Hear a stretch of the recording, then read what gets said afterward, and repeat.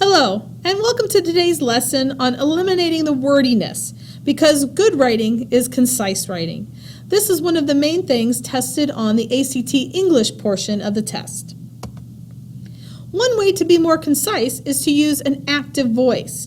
An active voice means that the subject is doing the action.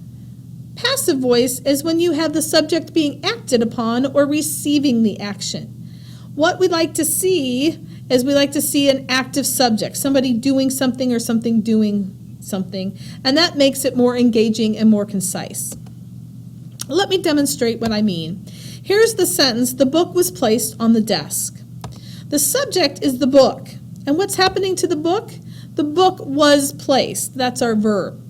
What we'd rather see is that's the book having something done to it. What we'd rather see is that somebody is doing something. So here's the sentence written actively. Jill placed the book on the desk. Here we have our subject Jill actually doing the verb, actually placing the book, and now we have an active voice sentence. So let's make these sentences active. The subject was questioned for 10 hours by the police. Notice the subject was questioned. The subject is having stuff done to him or her, and therefore that's passive. So who is doing the questioning? The police did the questioning. So let's change that, and notice in the active sentence, we now have our subject as the police, and the police are actively questioning the subject for 10 hours. All of Madonna's top hits from the 80s were performed at her show. Well, let's make Madonna perform all of her top hits from the 80s. Let's make it more active, and that's the change you see there.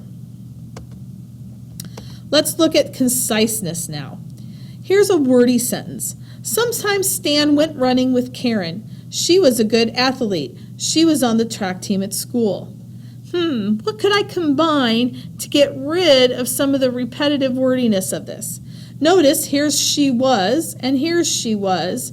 Could we just describe Karen in our sentence, that saying that she was a good athlete and on the track team? So here's a concise sentence.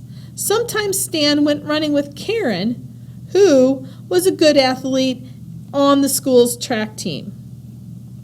Much more concise and to the point. Same meaning, we haven't lost any meaning to it. Here's a wordy sentence. Taylor bought some candy back from Europe. It wasn't shaped like American candy. The candy tasted kind of strange to him.